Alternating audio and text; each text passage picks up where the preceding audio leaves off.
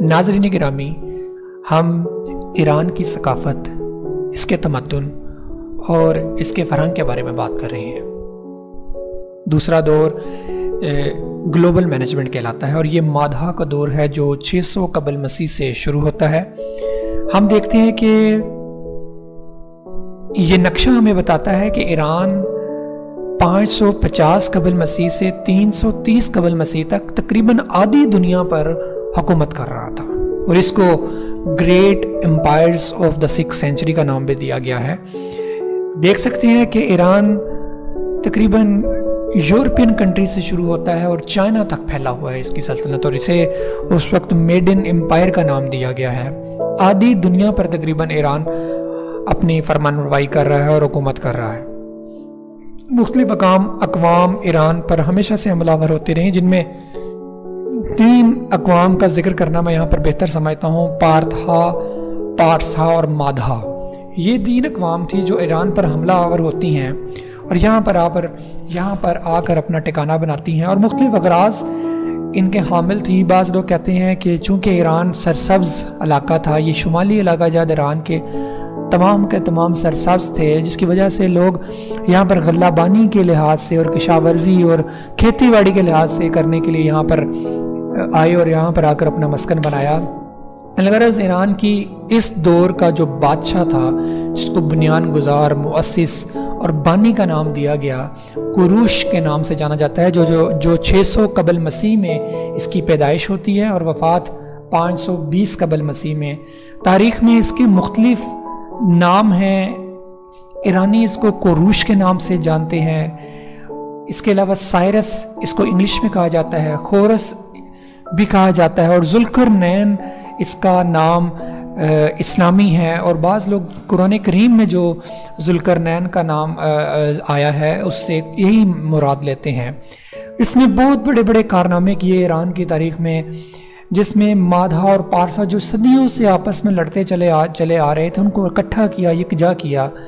اس کے علاوہ اسرائیل کو بابلیوں کی آزادی سے نبوکدنضر ایک بادشاہ گزرا ہے جو اسرائیلیوں پر حملہ کرتا تھا، اور اس نے بابلیوں سے اسرائیلیوں کو نجات دلائی۔ اور اس کے علاوہ یروشلم تباہ ہو چکا تھا، اس نے اپنے وفود وہاں پہ بھیجی اور یروشلم کی دوبارہ سے آبادکاری کا نظام کیا۔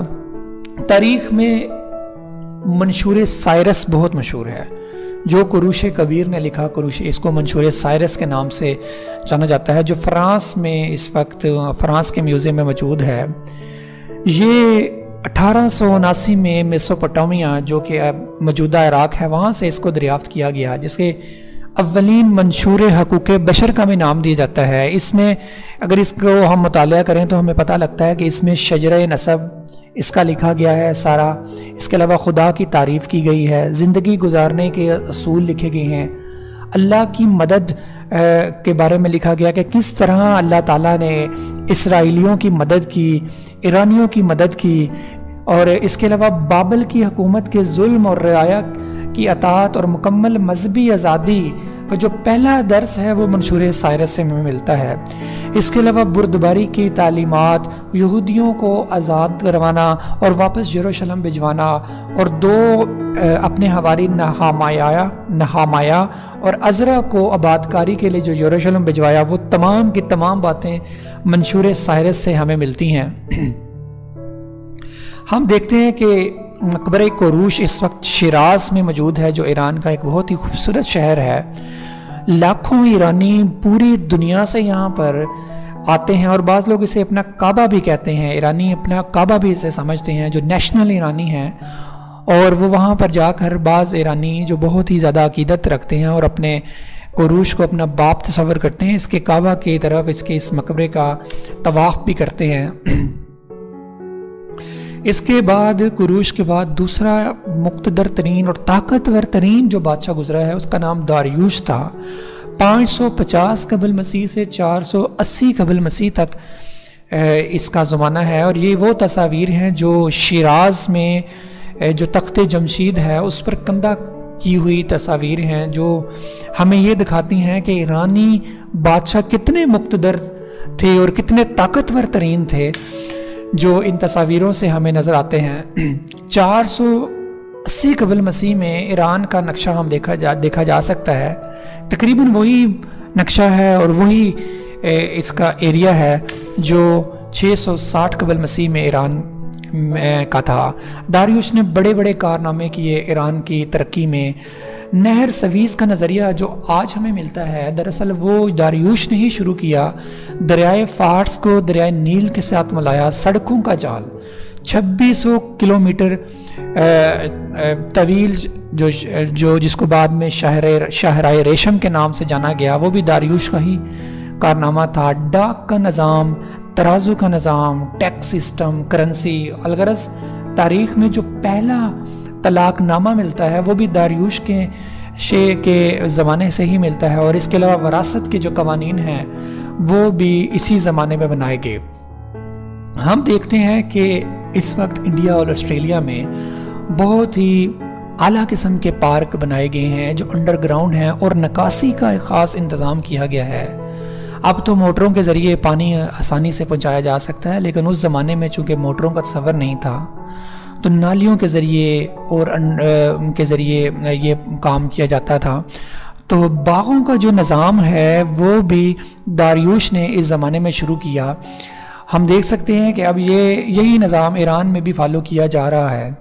ہینڈی کرافٹس، اس زمانے میں ایران کی ہینڈی کرافٹس پوری دنیا میں مشہور تھی، اور یہی وہ ہینڈی کرافٹس تھی جس کی وجہ سے ایران اس وقت مشہور تھا اور آج بھی مشہور ہے. ایران کی دستکاریاں اور ہاتھ سے بنی ہوئی چیزیں آج بھی دنیا میں معروف ہیں. ٹیکس اور کرنسی کا باقاعدہ نظام داریوش کے زمانے میں شروع ہوا. یہ وہ سکہ ہے جو 500 قبل مسیح ہمیں ملتا ہے، اور جو ایران کی جو داریوش کی اس کے اوپر شکل ہے. اس کے علاوہ یہ ٹیکس کا نظام ہے جو یہ تصاویر دکھاتی ہیں کہ ایک فرما روا یا ایک بادشاہ موجود ہے جو ٹیکس لے رہا ہے. کسی بھی معاشرے کی ترقی کا جو دار و مزار ہوتا ہے وہ ٹیکس پر ہوتا ہے، اور ٹیکس کا جو نظام ہے جو ایران کی تاریخ میں یہاں پر ملتا ہے.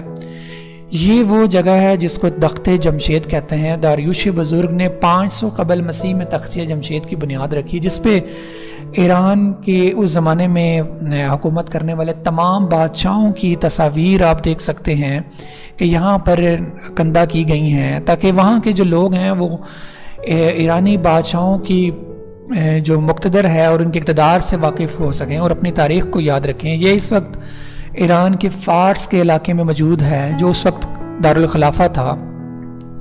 آپ دیکھ سکتے ہیں کہ ہزاروں سال گزرنے کے بعد بھی ایران میں اس کے باقیات کا موجود ہونا اس کی پائیداری کی طرف ہمیں بتاتا ہے کہ ایرانی جو انجینئر تھے، جو مہندس تھے، انہوں نے کتنی پائیداری کے ساتھ یہ بنایا، اور لاکھوں اور ہزاروں سال گزرنے کے باوجود جنگوں کے ہونے کے اب تک یہ موجود ہے.